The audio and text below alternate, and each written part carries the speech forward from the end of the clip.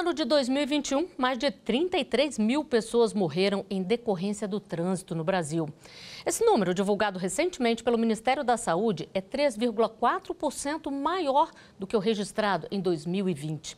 E é consequência de crimes que acontecem todos os dias nas ruas, estradas e rodovias do país. No artigo 5º de hoje, vamos falar sobre as infrações cometidas por condutores de veículos e como o Código de Trânsito brasileiro trata do tema. Vamos ver o que a nossa Constituição diz sobre o assunto.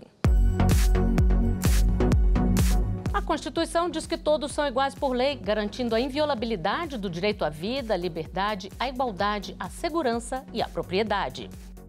Sobre o tema, eu converso agora com Anderson Gomes, advogado de Direito de Trânsito, e com Anderson Costa, advogado de Direito Penal.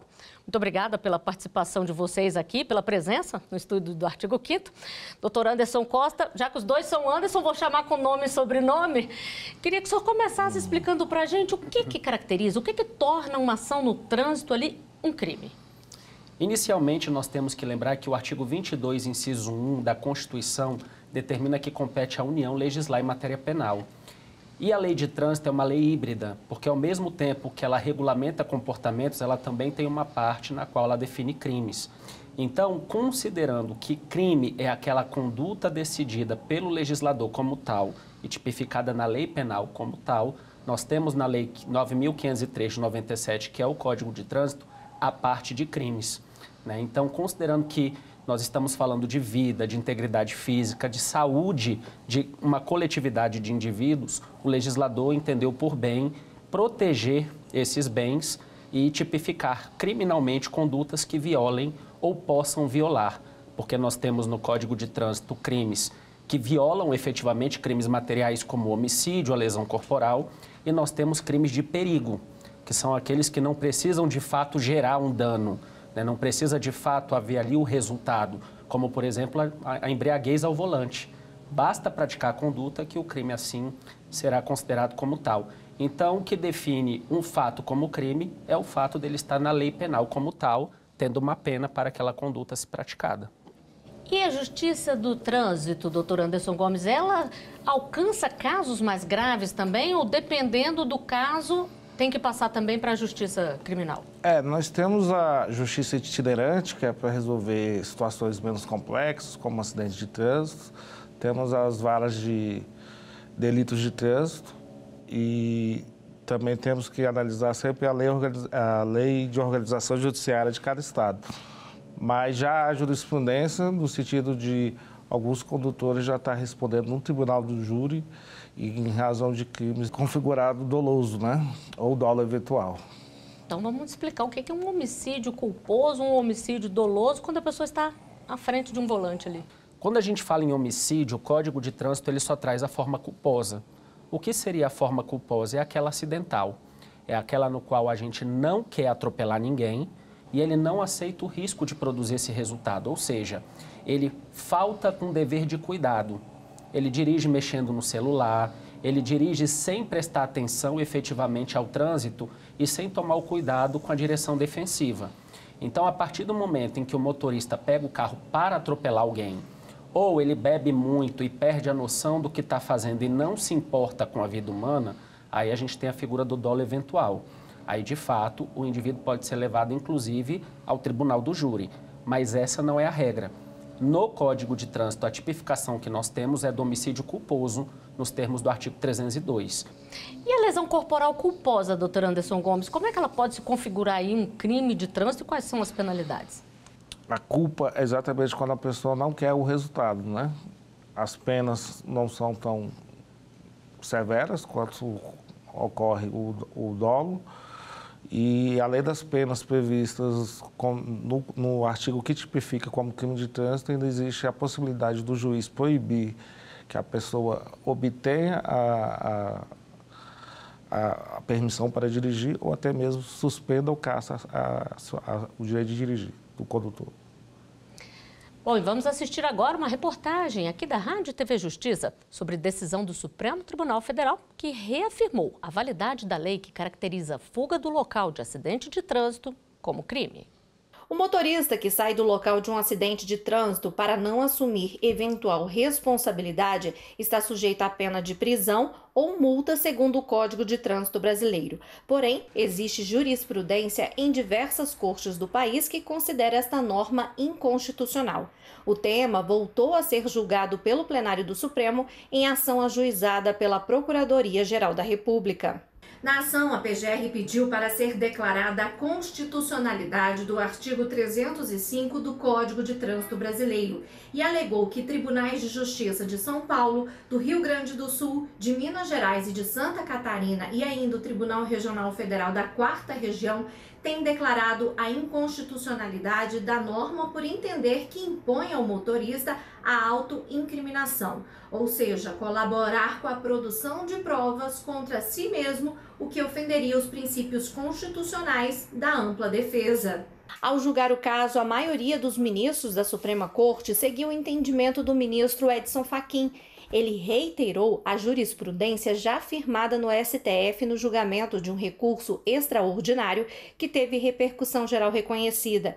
O ministro explicou que a permanência no local do acidente não implica confissão ou responsabilidade pelo sinistro, mas apenas na identificação dos envolvidos.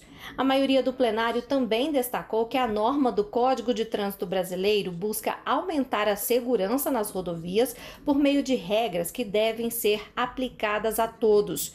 Ficaram vencidos os ministros Marco Aurélio, relator, Carmen Lúcia e Celso de Mello, que entenderam que o artigo 305 do Código de Trânsito Brasileiro viola a garantia da não autoincriminação. Doutor Anderson Costa, por que a fuga do acidente, do local do acidente, é considerado um crime? Bem, nós partimos da premissa que ninguém é obrigado a produzir prova contra si mesmo. E durante muito tempo isso foi questionado. Se obrigar a pessoa que cometeu um homicídio culposo a ficar no local do crime, esperando a sua prisão em flagrante, seria ou não uma violação a esse princípio. E o STF entendeu que não constitui violação a esse princípio, até porque uma pessoa foi atropelada. Então, o mínimo que se tem que ter ali é um dever de humanidade para com a vítima. Ainda que ela já esteja morta, há necessidade de chamar o SAMU, chamar o bombeiro, o corpo tem que ser recolhido, a família tem que ser notificada daquele acidente. Então, entende-se que a pessoa que foge do local, ela comete um crime não só em relação ao atropelamento em si, mas também contra a própria administração da justiça, contra a própria questão que envolve ali o sentimento da família, né? A dor, o sofrimento pelo qual a vítima pode estar passando, porque muitas vezes a vítima não morre imediatamente. Então, imagina, ela foi atropelada, só havia o motorista no local e ele ainda se evadiu.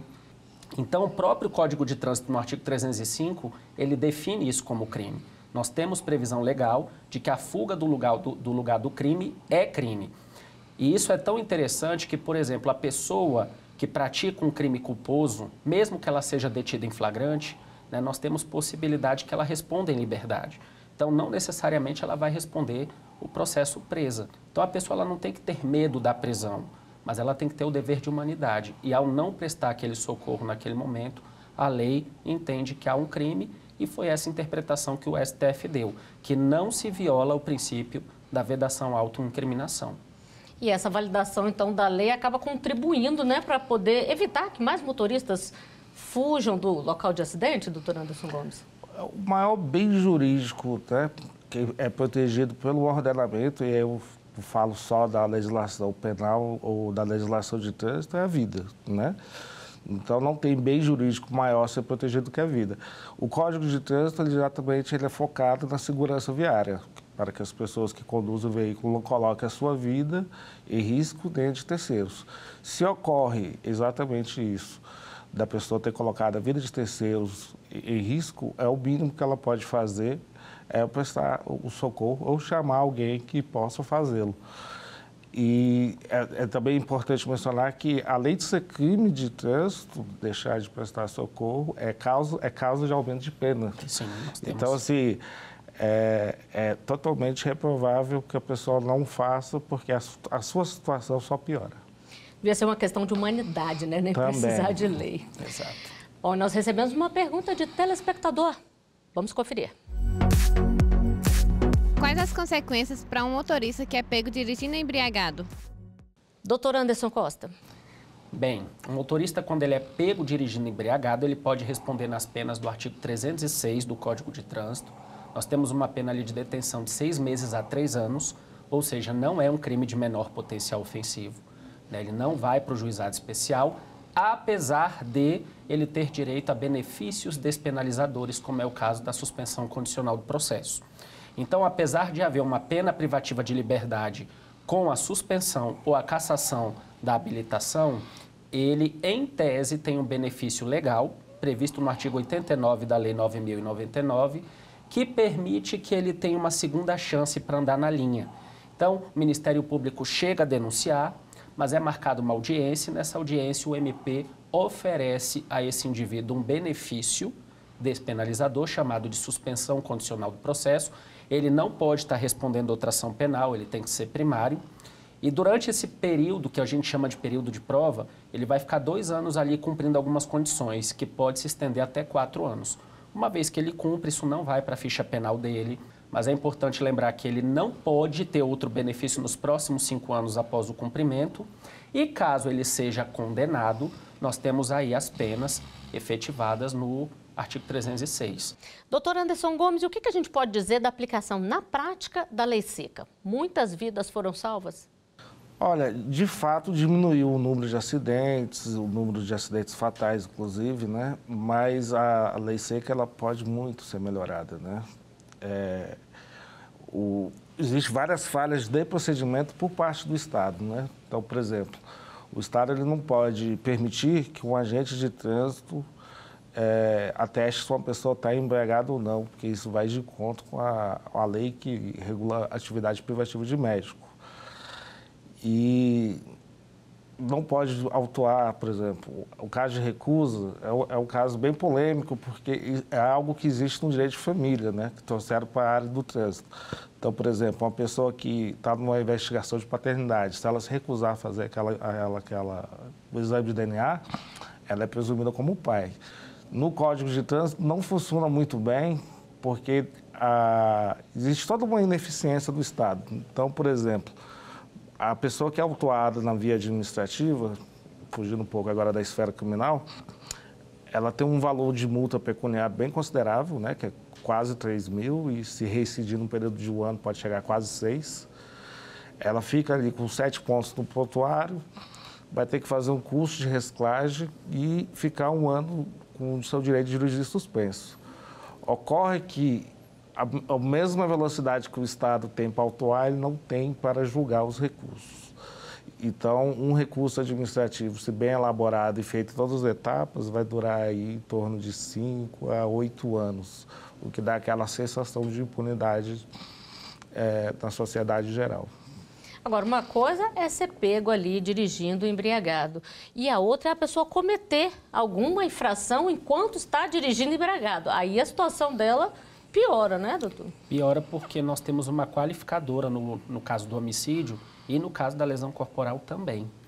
Então, o artigo 302, que trata do homicídio, ele traz no parágrafo 3º o homicídio qualificado pela questão da embriaguez, em que a pena passou a ser reclusão de 5 a 8 anos. E na lesão corporal, nós também temos uma qualificadora de 2 a 5 anos, quando a pessoa pratica embriaguez ao volante e causa lesão corporal grave ou gravíssima. E é tão interessante isso porque em 2021 veio uma nova lei e alterou o Código de Trânsito e ela incluiu o parágrafo 312B, que passou a determinar que não se aplicam a esses casos a substituição da pena por restritiva de direitos. Vamos para o intervalo, voltamos rapidinho, até já.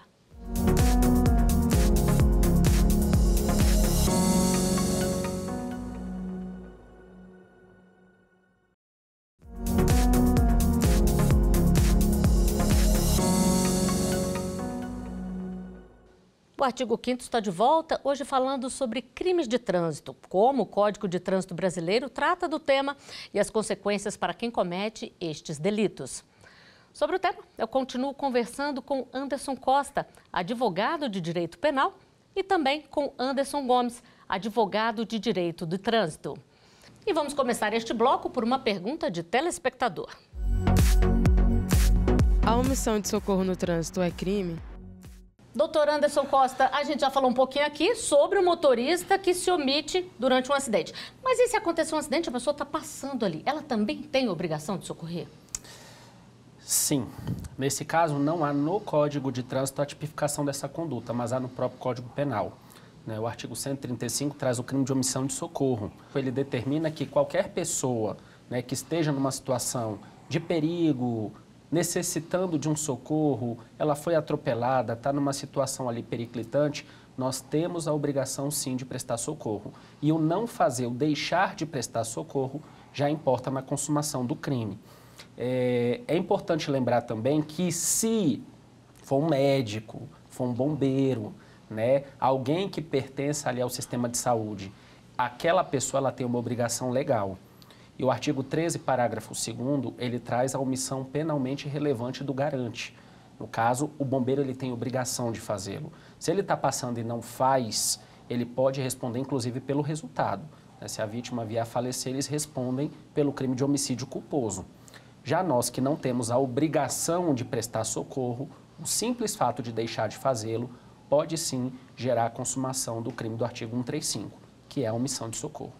E que no caso do motorista, como a gente já falou aqui, doutor Anderson Gomes, é mais grave ainda, né? Porque o motorista já causou ali o problema de colocar em risco a vida dele e de terceiro, né? Então, o mínimo que, se ele não for qualificado para prestar esse atendimento, é chamar alguém apto a fazer. Porque até mesmo o socorro prestado de forma errônea pode gerar até consequências piores do que a omissão. Então, também é bom destacar isso, que realmente tem que ter uma técnica, e chamar alguém qualificado para fazê-lo. E no caso do motorista, ele pode ser preso se ele se omitiu no socorro do acidente que ele provocou? A omissão de socorro, como já dito anteriormente, ela é tanto crime de trânsito como caso de aumento da pena que ele venha a responder em decorrência do acidente ou até mesmo se houver morte no caso concreto. Mas é importante lembrar também que esse tipo penal, ele destaca a questão da falta da justa causa. Porque se o motorista, por exemplo, ele entrou em estado de choque, ele não consegue prestar aquela ajuda, mas ele não se evade do local, ele não responde pelo crime. E da mesma forma, a omissão de socorro. A lei fala, deixar de fazer sem risco pessoal. Então, imagina, a pessoa está ali naquela situação, mas ela está perto de um carro que está prestes a explodir. Eu não vou me aproximar, porque aquilo pode, inclusive, piorar a situação dela e me colocar em risco.